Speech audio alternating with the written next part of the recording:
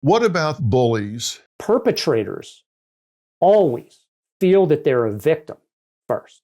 I had a bad day in a circumstance in which I was powerless. And now I'm coming home and I need to get that out of me. Apply that to bullying or even mass shooting, and you get the same experience.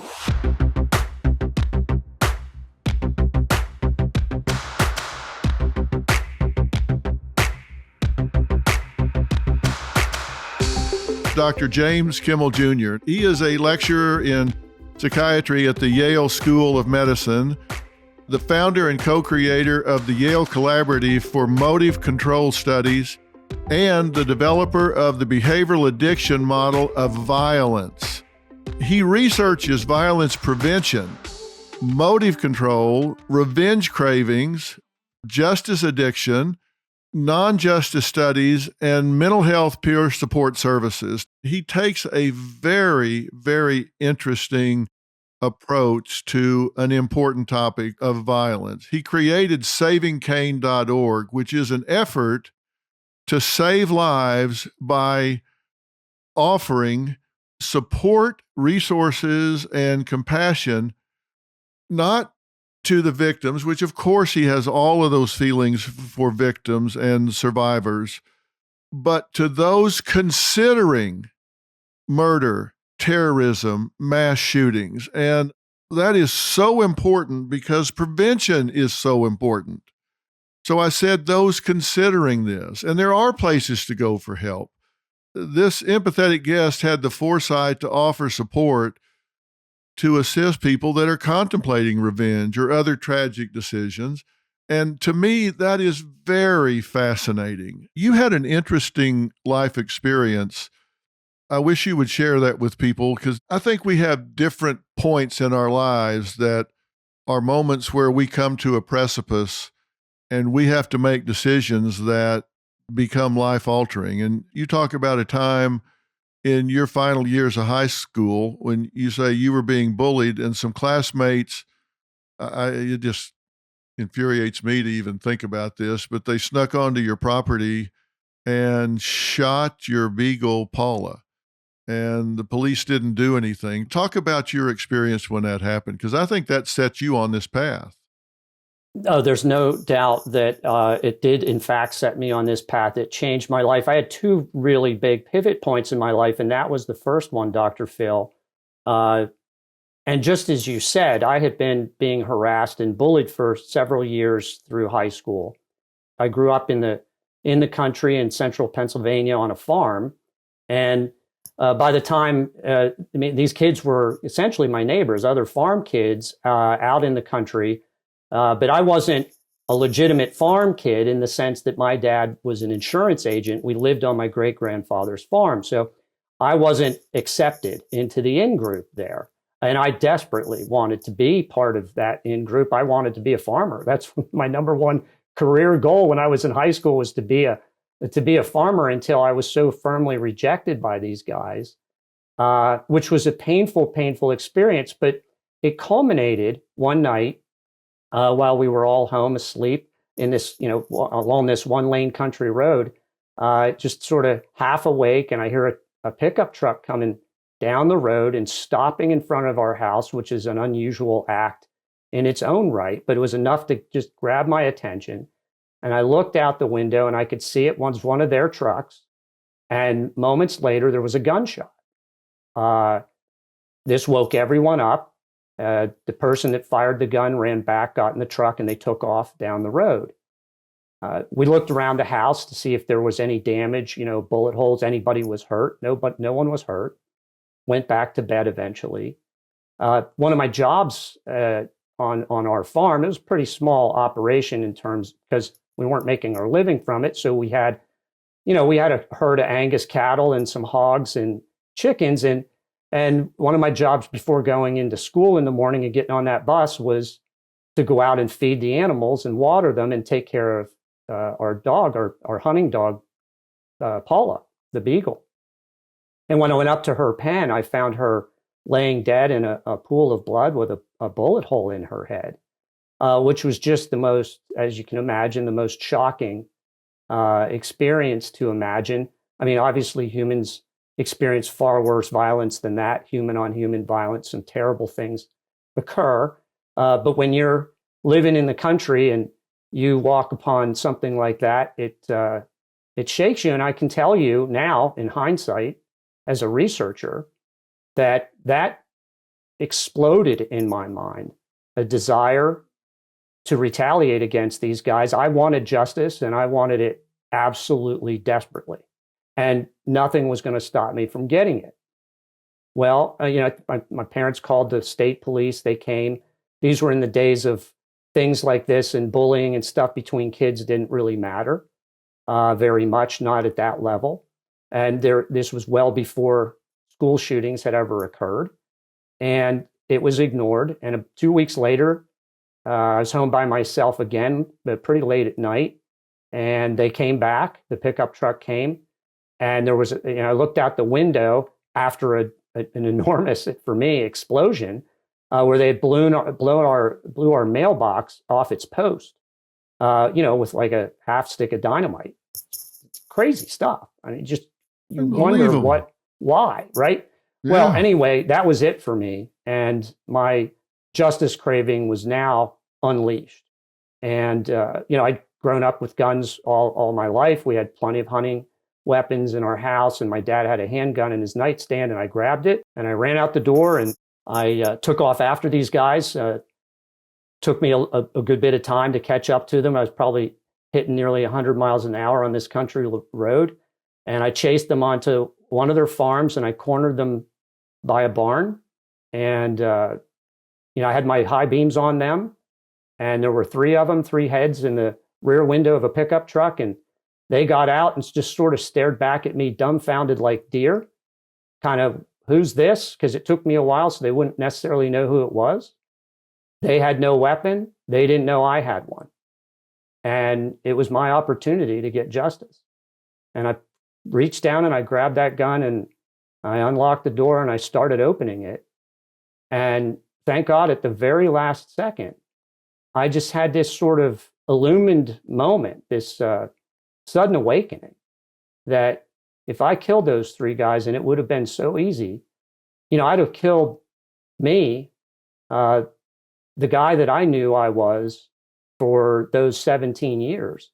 And I'd never come back from that. And I might be killed physically. I sure would be killed in my identity and my personality. I'd never be the same. I would be a murderer.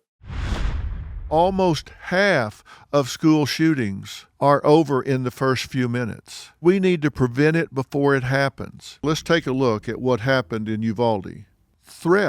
Just threats in the first month of the school year. They identified 151 threats compared to a 3-year average of 29. This has to be analyzed. It has to be thought about. And actual shootings doubled from the previous year at 55, up from 24. We need to not be thinking, how can we keep doing the same thing? We need to be thinking about how can we do something different. So the question is always, well, all right, let's identify the profile. Who's doing this shooting? Sadly, I can tell you there is no profile. And we don't have the psychological tools to identify who's going to be a shooter. But there are some commonalities. There are some indicators, and I'm going to share with you what some of those are. These are often current or former students of the school they go to shoot up. It's not always the case, and they are often in some type of mental, emotional, or social crisis. Being bullied was common. Now, do they go back and shoot the bully? Occasionally, but typically that's not the case. Shooters go and aggress not against their transgressors, but against surrogates. They go shoot against somebody that's just a stand-in. They just go shoot somebody that is available, somebody that they aren't threatened by. These are people that have experienced observable, now I want to emphasize observable, mental health symptoms in 3 main categories: psychological, behavioral, and neurological. I'm emphasizing observable because people notice that they're behaving unusually. About half of them have received one or more mental health services, so they've come to the attention of mental health providers, so they're not completely in the dark. And about these people. They are on somebody's radar. Most typically, it's depression or suicidal ideation. Some have anxiety. A much smaller percentage than you would think present with anger. They're depressed. They've been shunned by society. They've been through some type of rejection experience. And our number one need is acceptance. Our number one fear is rejection. And they've had some trauma in that regard. They very frequently have negative home life factors such as divorce, drug use, someone in the family, a mother or father, have criminal charges, and domestic violence is common. So they exhibit these concerning behaviors, and that contradicts the myth that, oh, it's the nicest guy, it's the last person I would have ever thought of. That's not true. And here's a very troubling element. They're often the product of the contagion effect. Now, what do I mean by that? They're inspired by other school shooters. I say that's particularly troubling because when you see what happened in Uvalde, that predicts that it's very likely that there's going to be a repeat of this in the future. Psychologist Dr. Jillian Peterson and sociologist Dr. James Dinsley of the Violence Project have developed an integrated, interdisciplinary understanding of violence and a holistic approach to addressing it. You use the term mind shift, and it seems like there has to be two mind shifts. I'm curious how y'all feel about this. One is, like you say, we used to think about predators as the guy that showed up outside the fence at the schoolyard in the raincoat and saying, hey, kid, would you like some candy? Now we realize that 95% of them are known to their victims, and now we know they're on the internet and they're a completely different breed of cat. So we've got to get them to realize this may have been the kid that was in the lunchroom or sitting next to me in the back of the class yesterday, and he didn't have horns. He didn't look all dark. Well, he probably looked dark, but didn't have horns. So we've got to get that mind shift. But then the other mind shift is that telling is not tattling. Right. They've got this idea that snitches get stitches, and we've got to get them to realize that they're helping. If they can get this information to the right person at the right time, they may be saving this kid's life, because this is A, suicide mission, B, he's in pain, and C, terribly lonely, marginalized, and desperate for some kind of relief. This is a helping thing, not something punitive. And that's actually the first step in the true intervention, which is we've got to train everybody in the school building. And I mean everybody, the person on the front desk, the teachers, the principal, and the students and the parents, so that if you see something, you say something. And everybody's on that same page of knowing that you're doing this because you're trying to help somebody. And not only are you trying to help somebody because you're trying to prevent a school shooting, but in doing so, you might also be preventing a suicide, or you might be preventing a student who's being bullied and is feeling lonely and isolated and everything that you just described. So there's this really huge diffusion of benefits for doing this. And it really comes down to, we've got to make sure everybody is singing from the same hymn sheet on this, and we're all on the same page, and we're all in it together. So we can train everybody in this. We talk about crisis intervention as like CPR. It can save a life, and it's something that everybody can be educated in and can practice. And I think that's the mind shift right there to use. To me, that makes so much sense. We need to train cafeteria workers, janitors, coaches, teachers, teachers' aides, administrators, local police officers, parents, everybody. And then there's got to be somewhere for them to go, particularly the students, because like I said, if we've got 300 or 400 students in a high school, that's 300 or 400 sets of eyes.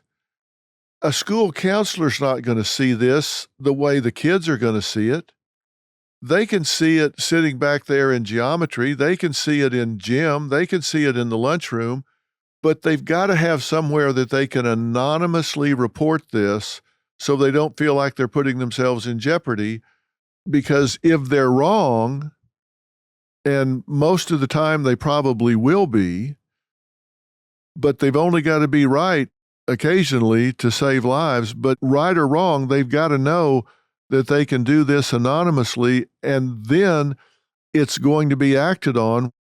And I can tell you, in my experience with these kids that get really dark, whether it's a coach or a teacher or somebody that can just step up one time and put their arm around their shoulder and say, "Hey, man, take a walk with me. Let's go talk. I'd like to know what's going on, and I've looked at your records and I see you're falling behind. We can work this out. It's okay.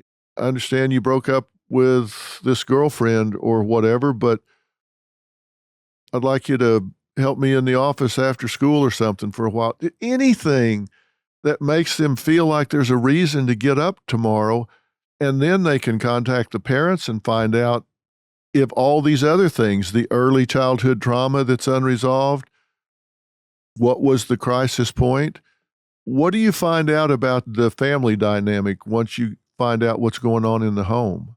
We see a few different things. Oftentimes you find that the family itself is really chaotic and in crisis. There might be domestic violence in the home or financial struggles, and the boy is not getting kind of the attention and resources that he needs at home.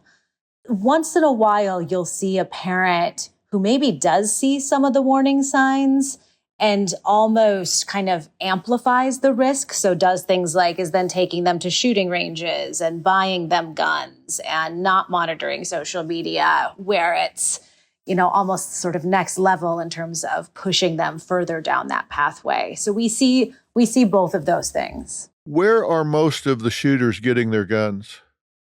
They take them from their parents or their grandparents or their family members. They're not old enough to buy them, so they're taking unsecured firearms from homes. Movies, superhero movies are designed to trigger your revenge craving. They give you a grievance at the beginning. Many movies do. You get a grievance and they activate in the audience the desire for retaliation. They string that out for about an hour and 20 minutes or so. And then you finally get your fix. Your fist is clenched. Finally, the villain got his. You're out the door and they want to bring you back again, and you know where the fix is and you know how to get it. So it happens in video games. It happens in movies. And there's been a lot of discussion about, do violent video games cause violence? It's not the violence in the video game that's risky. It's the stimulation of the revenge craving that's risky. The more often you take any drug, the more you're conditioned to it, the more you want it, and the more higher quality and higher quantity of that drug you want. And so the risk isn't just that it isn't the portrayal of violent imagery that will drive somebody to commit an act of violence. It is, though, this conditioning of an individual who finally gets a real grievance in their head to go, I know what made me feel good in those video games. It's a small step now between that and a real handgun or a rifle or something else. So we cling, and we want that craving fulfilled, and we don't want to give it up. If you talk to a heroin addict and say, hey, sir, how about why don't you just do the right thing here and stop taking heroin? They're not going to do it. They're addicted. That's the whole problem with it. So to expect somebody that has a powerful justice addiction or revenge addiction to just give that up, even though you could show that through forgiveness they will truly experience freedom, is a tough ask. And that's why we're now developing these interventions that make forgiveness easier and help this, as I was saying, methadone for a justice addict, allow them to experience a safer form of this revenge in order to get them beyond it, to start thinking clearly again. And this applies, as you said, Dr. Phil, to any form of grievance. It's not just about violence. It's anything in your life, any family member, friend, employer, the person at the checkout counter. the person at the gas pump. It just applies everywhere.